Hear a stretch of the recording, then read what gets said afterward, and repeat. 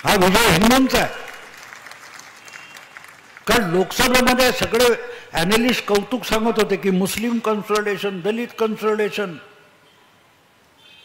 म्हटलं हिंदू झोपलेला सिंह असतो, त्याला झोपू द्यायचा, लाथ नाही मारायची. तो एकदा उठला की मग तुमचं अवघड होतं आणि ते होणार आहे.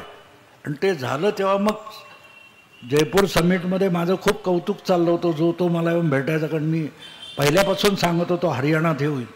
आणि तिथे मी सगळ्यांना सांगितलं होतं असं असं होणार आणि ते झालं. याचं कारण मित्रांनो असं असतं की हा विजय हिंदूंचा का आहे की हिंदू, मी सांगतो, हिंदू सायकॉलॉजी जी आहे, आपली मानसिकता आहे.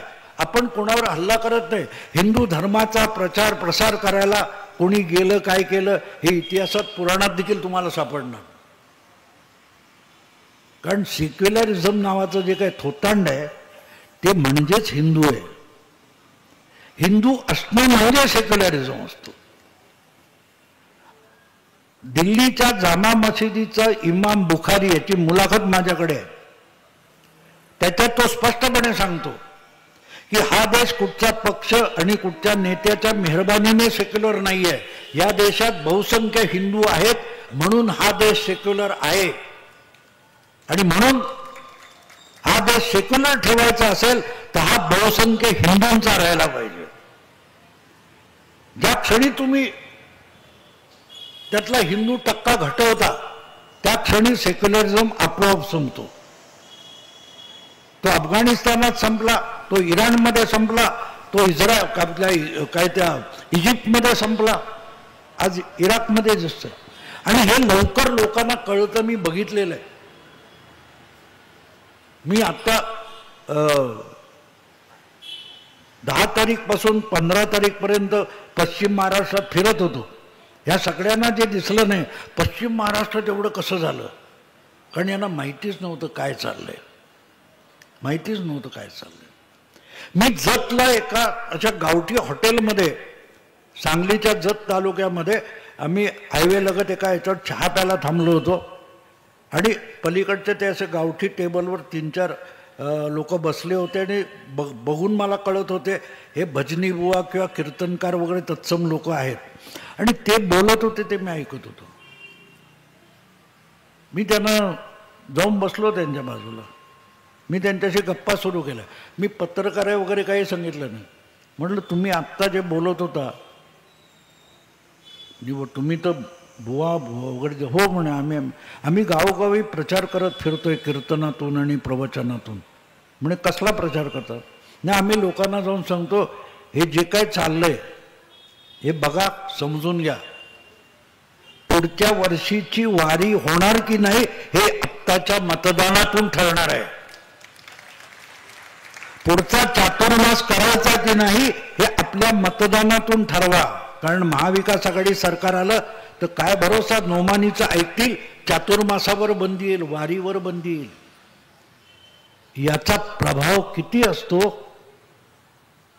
हे एसी केबिन मधून सांगता येत नाही. बुद्धीचा कितीही कुबेर असला तरी नाही समजत. याचं कारण कीर्तनकार म्हणजे काय समजलं पाहिजे. मोदी येतात, अमित शहा येतात, योगी आले, एक काय अर्धा पाऊण तास बोलले गेले, जमवलेली गर्दी पांगली.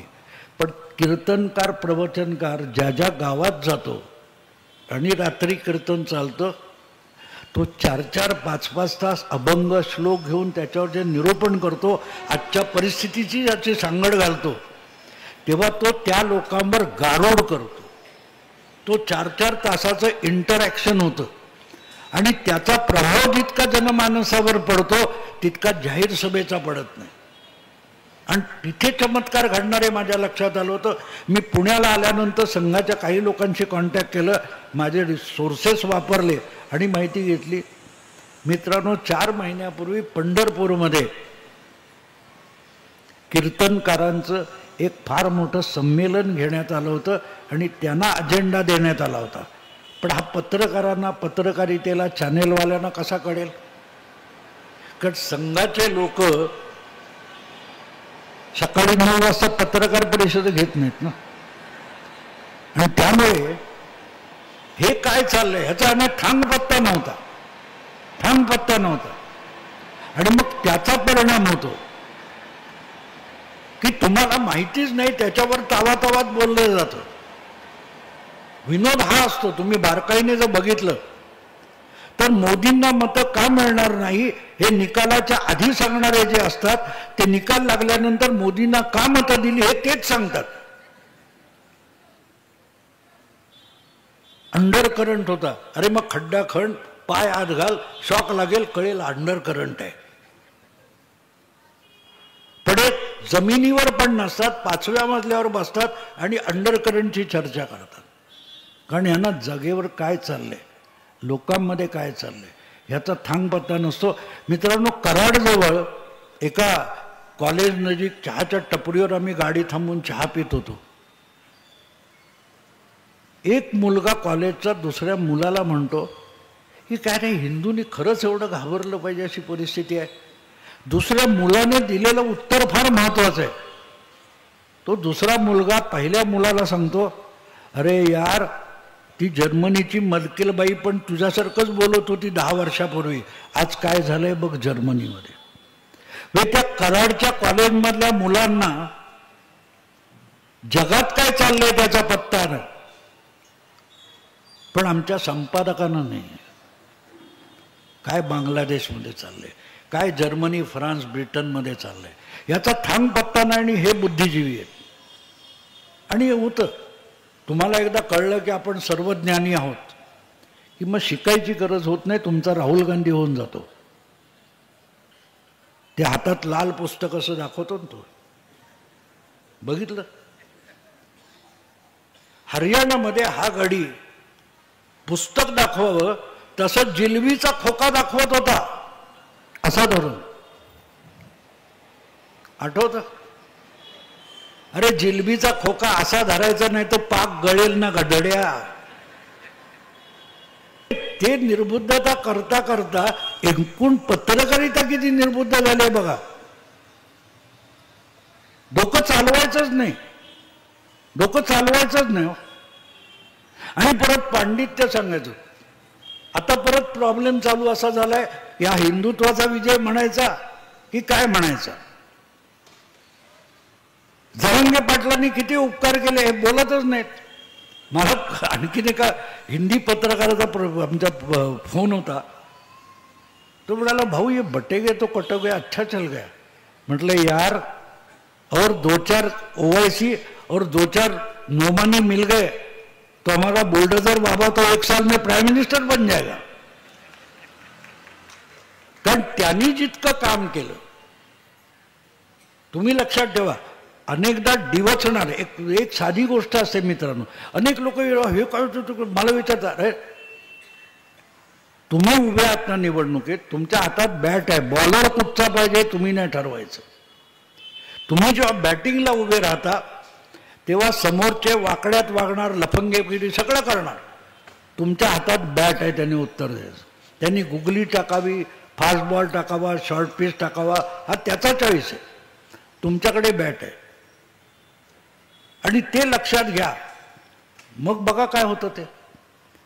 आणि तिथे मग ह्या सगळ्यांची गल्लत. आता हे लोक देवेंद्र फडणवीस समजून घ्यायला तयार नाही. मोदीला हरवा, मी नेहमी सांगतो, मोदींना हरवा, देवेंद्रला हरवा, पण हरवण्यासाठी तो समजून तर घेतला पाहिजे कोण देवेंद्र, तो कसा चालतो, यांना पत्ता नाही आहे.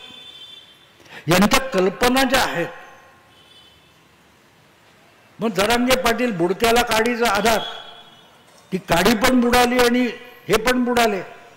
म्हणून मी काल हिंदीत केलाय, तोच मराठीत व्हिडिओ करणार आहे. ते अमेरिकन मार्केटिंग असतं ना, बाय 1 गेट 1 फ्री. एक विकत घ्या, दुसरं फुकट. त्यामुळे आज परिस्थिती अशी आहे, काँग्रेसची आणि महाविकास आघाडी किंवा शरद पवारांची परिस्थिती अशी आहे की उद्धव विकत घेतला, राऊत फुकट आला. तेव्हा राऊत उभाटा शिवसेना बुडवणार हे सत्य होतं, तथ्य होतं. पवार बुडाले हा बोनस आहे. पवार फ्रीमध्ये बुडवून देतो.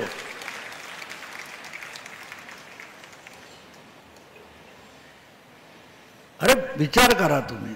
मला म्हणजे एवढी मोठमोठे स्वतःला काय म्हणतात चाणक्य वगैरे म्हणतात, पण ते काय असतं, एक नशा असते, एक झिंग असते की आपण लोकसभा जिंकली. मी तेव्हा पण व्हिडिओ केला की हा डकवर्थ लुईस आहे. डकवर्थ लुईस म्हणजे काय की पहिले 50 ओव्हर खेळतात आणि नंतर पाऊस पडला म्हणून 2-3 मॅच रद्द झाली की उरलाय किती वेळ त्यानुसार इतक्या ओव्हर, मग आता इतक्या ओव्हरमध्ये इतके रन्स करा.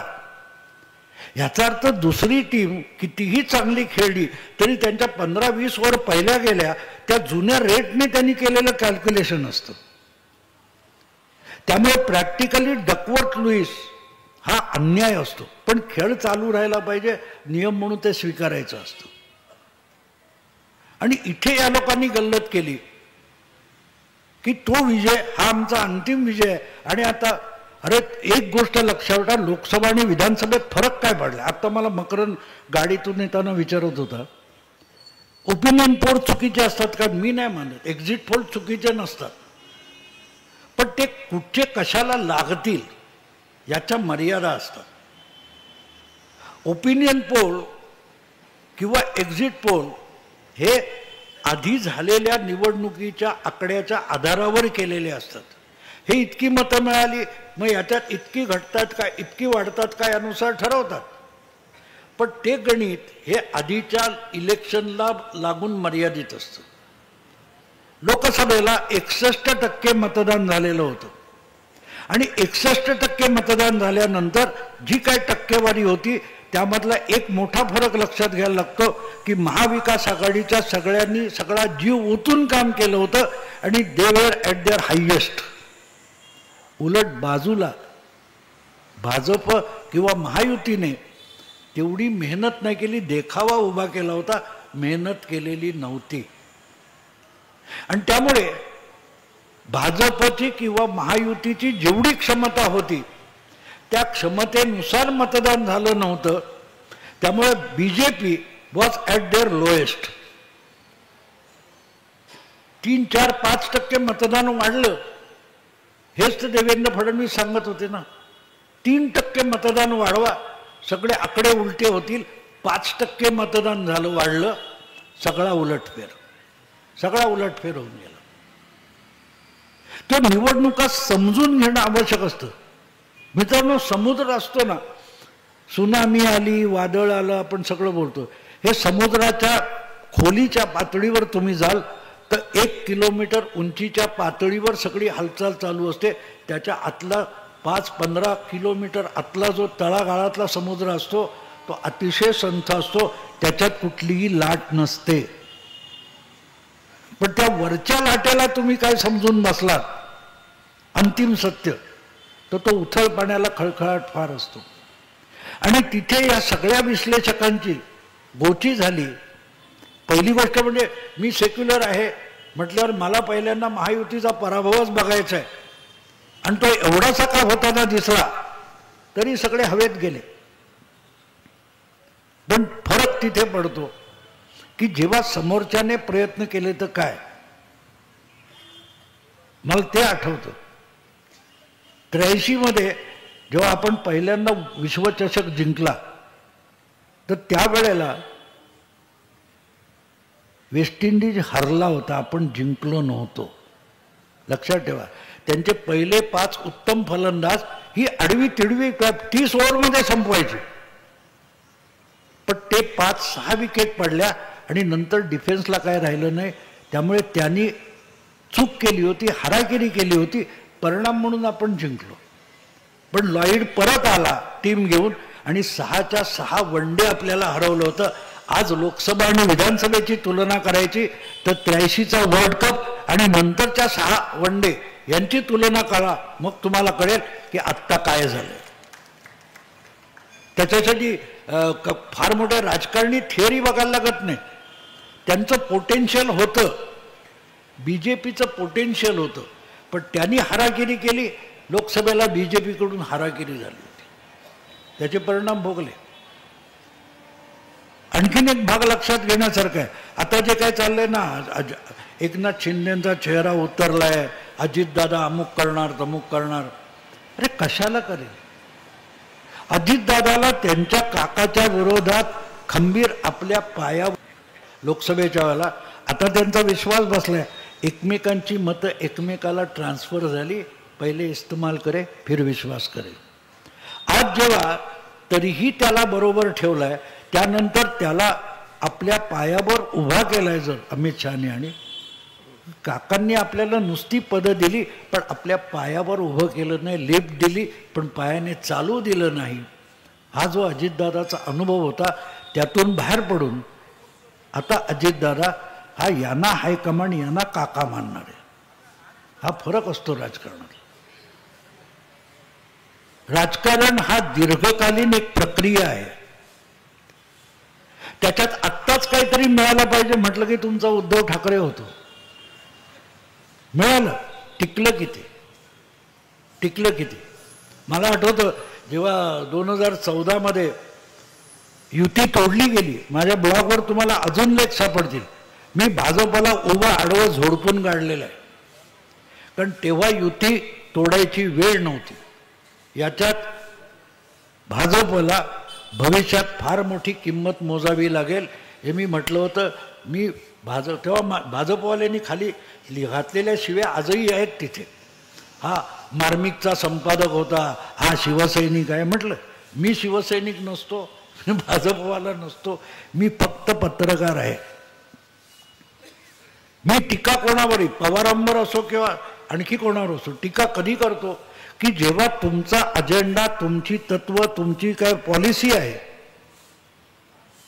तिला सोडून तुम्ही तुमचं भविष्यातलं नुकसान करताय असं दिसतं. ही गोष्ट, ही कृती ही तुम्हाला हार्मफुल आहे असं वाटतं, तेव्हा मी तुम्हाला झोडतो, आत्महत्या करण्यापासून रोखायचा प्रयत्न करतो.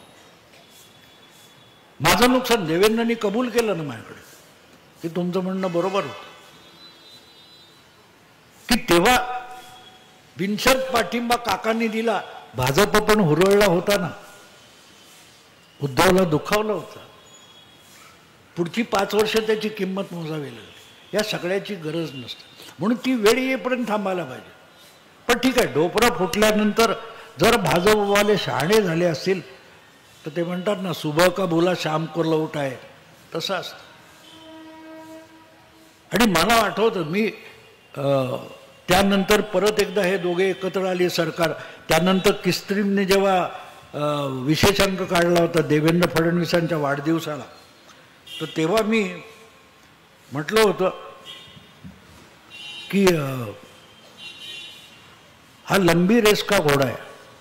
देवेंद्र फडणवीस हा लंबी रेस का घोडा आहे. आणि आणखीन एक मी वक्तव्य केलं होतं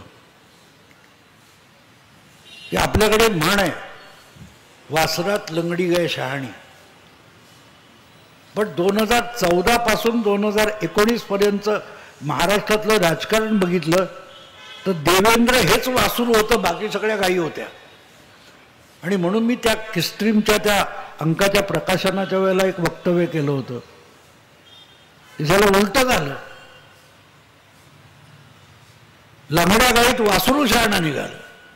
आणि आज ते शब्द खरे झालेत की सगळ्यांना लंगड्या गाई करून टाकल्यात आणि वासरू आपल्या जागी आहे. फरक तो असतो मित्रांनो, घाई करून चालत नाही. तुमच्याकडे जबरदस्त संयम पाहिजे, जबरदस्त. 303 पासून 240 पर्यंत नरेंद्र मोदी आले, पण माणूस खचला नाही.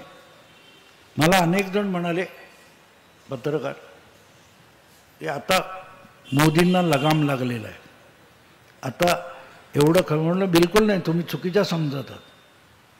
One man with a courage makes a majority. म्हणजे तुम्ही जर भ्रमात राहाल ना की आता मोदी काय करणार, तो तितकाच बुलडोज करत जाणार. म्हटलं नाही, नितीश नायडू म्हटलं त्यांनी पाडावं सरकार, जरूर पाडावं. मध्यवर्ती निवडणुका परत तेवढ्या जागा येतील, ह्यांच्या 99 येतील. म्हणलं एवढं सोपं नाही आहे राजकारण. आणि हिम्मत आहे मर्दा तो मददे खुदा म्हणतात. म्हटलं ह्या माणसाकडे फार मोठी हिम्मत आहे. आणि त्यामुळे त्यांनी पठडीत आपल्या, बघा ना, ज्या प्रतिकूल परिस्थितीतून देवेंद्रनी अख्खं महाराष्ट्राचं राजकारण फिरवलंय.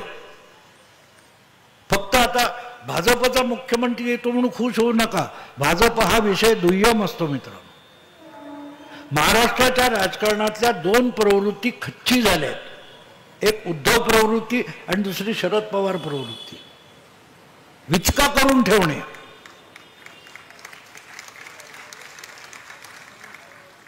अनेक भाजपवाले संघवाले पण चिडचिडून बोलायचे माझ्याशी, कशाला अजितदादाला घ्यायचं होतं. आता कळलं अजितदादाला काय घ्यायचं होतं. सुपडा साफ होऊन गेलाय. सुपडा साफ होऊन गेला. आणि हे महत्व एवढ्यासाठी असतं मित्रांनो. या गोष्टींना एवढ्यासाठी महत्व असतं. 20 वर्ष मागे जा. 20 वर्ष गुजरातमध्ये राजकारणाचा संपूर्ण चुथडा झालेला होता. मोदींना जेव्हा मुख्यमंत्री म्हणून पाठवलं गेलं गुजरातमध्ये, तेव्हा भाजपचाच नव्हे गुजरातच्या संपूर्ण राजकारणाचा चुथडा झालेला होता. तो सगळा इतका निस्तरलाय की शंकरसिंग वाघेला कुठे कोण नाव घेत नाही. केशुभाई पटेल नाहीत, काशीराम राणा, सुरेश मेहता. एक नाव 2000-2004च्या दरम्यान गुजरातमधले दिग्गज म्हणायचे, काँग्रेसमधले असोत किंवा भाजपमधले असोत, कोणी राहिलेलं नाही. अहंकारी असलेला एकही नेता आज गुजरातच्या राजकारणात शिल्लक उरलेला नाही. हा अडवेल तो पाडेल. नो, गुजरात प्रगतीपथावर आहे. नाव घेण्यासारखा मंत्री मुख्यमंत्री नाहीये, ना विरोधी नेता आहे. आणि गुजरात प्रगतीपथावर आहे. सरकार स्मूथली चाललंय, राजकारण स्मूथली चाललंय. कारण विचका करणाऱ्यांना संपवल्याशिवाय राजकारण स्मूथली चालत नाही.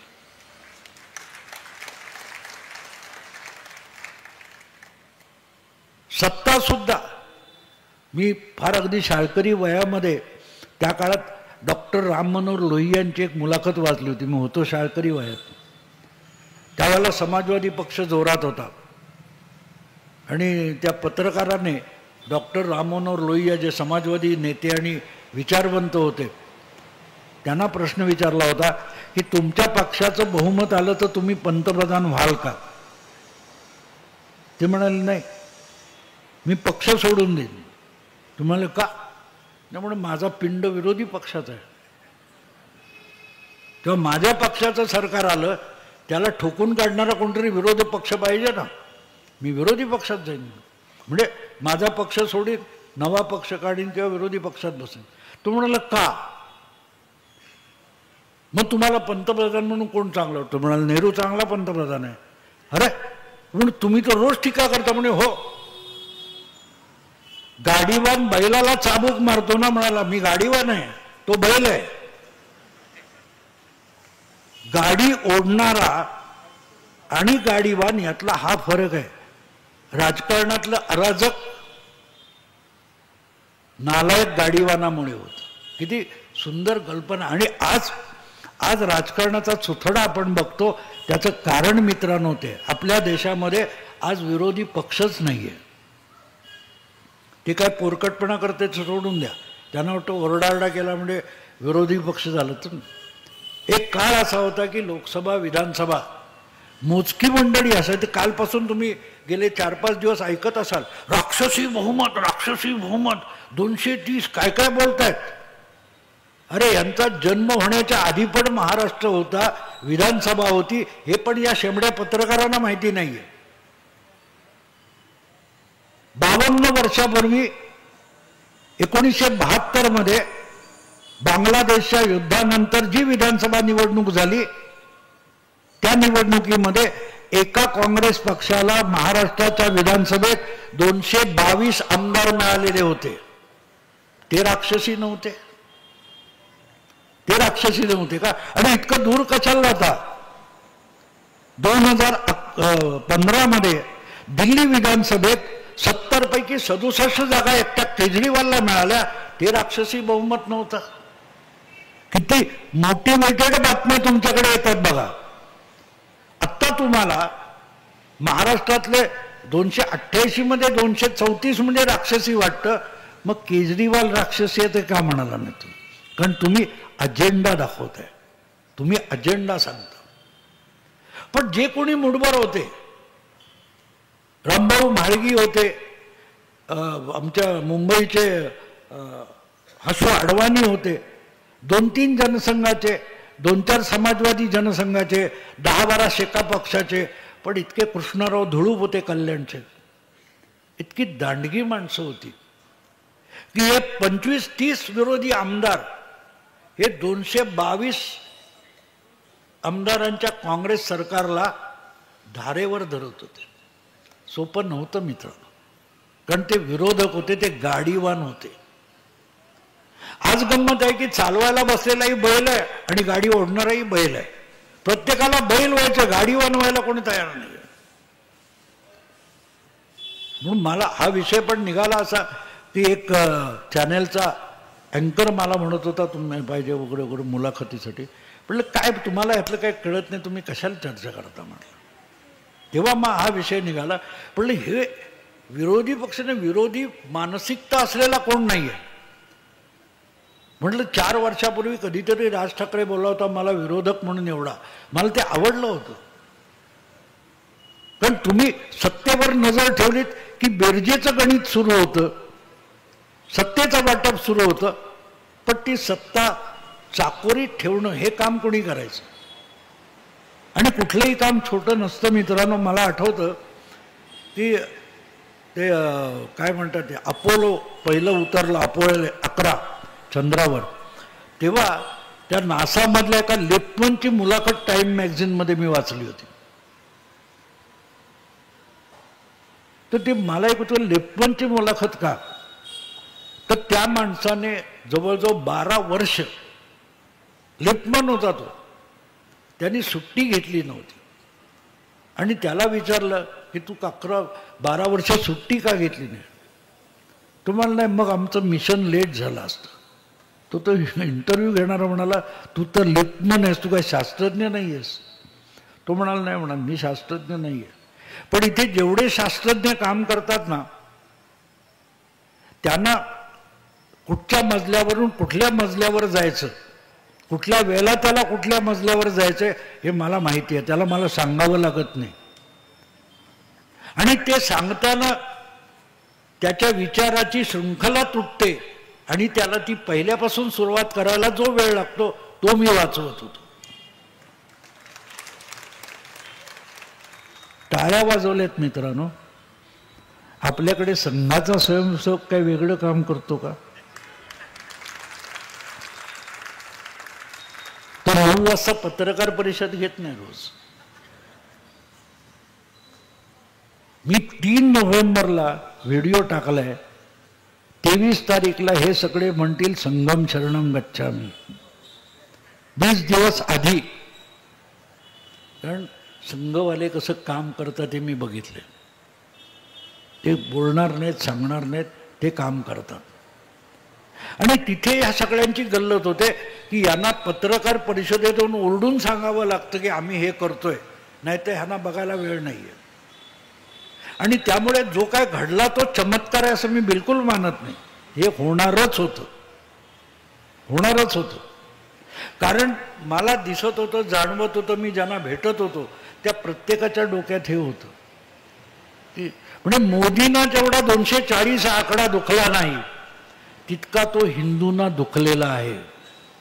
आणि मी म्हणजे उदाहरण दिलं तुम्हाला की पोर ट्रीटमेंट करताना रडत नाही, एवढे आईबाप रडतात. हिंदू सामाजिक मानसिकता जी आहे ती तशी आहे आणि म्हणून त्याचे परिणाम होणारे मला माहिती होतं. पण मुद्दा असा आहे की हे थांबणार नाही. मला आठवतं 2024चा जो माझा अंदाज चुकला तो आकड्यांचा अंदाज चुकला, पण माझी कल्पना चुकली नाही. माझ्या पुस्तकाचं 2024साठी ज्या कल्पनेवर आधारित मी पुस्तक लिहिलं त्यात मी म्हटले, त्या पुस्तकाचं नाव अश्वमेध 2024. आणि त्याच्यात मी स्पष्टपणे लिहिलंय की ही निवडणूक मोदी लढवत नाहीयेत, लढत नाहीयेत. याला अश्वमेध मी एवढ्यासाठी म्हणतो की जो अश्वमेध करणारा चक्रवर्ती असतो तो दुसऱ्यांचं राज्य बळकावत नाही, तो स्वतःला केंद्र शासन म्हणून घोषित करतो आणि ज्याचं ऑब्जेक्शन असेल त्यांनी घोडा अडवावा, मग लढाई होईल. हरियाणात घोडा अडवला गेला, महाराष्ट्रात घोडा अडवला गेला, लढाई झाली. जिथे जिथे घोडा अडवला गेला तिथे तिथे आता लढाई होईल. आणि जेव्हा लढाई होते तेव्हा चक्रवर्तीचं वर्चस्व मान्य केलं तर तुमचं राज्य तुमचं राहू शकतं, फक्त त्याला चक्रवर्ती माना. नाही मानलात तर तुमचं राज्य खालसा केलं जातं. तेच महाराष्ट्रात झालं. यापेक्षा अधिक सांगायची आवश्यकता आहे असं मला वाटत नाही. मित्रांनो, मी दमलेलो आहे. मी आत्ता इथे थांबतो. फार ऊर्जा नाही आहे, पण तुम्ही इतक्या अगत्याने आलात, मला यावं लागलं. नमस्कार.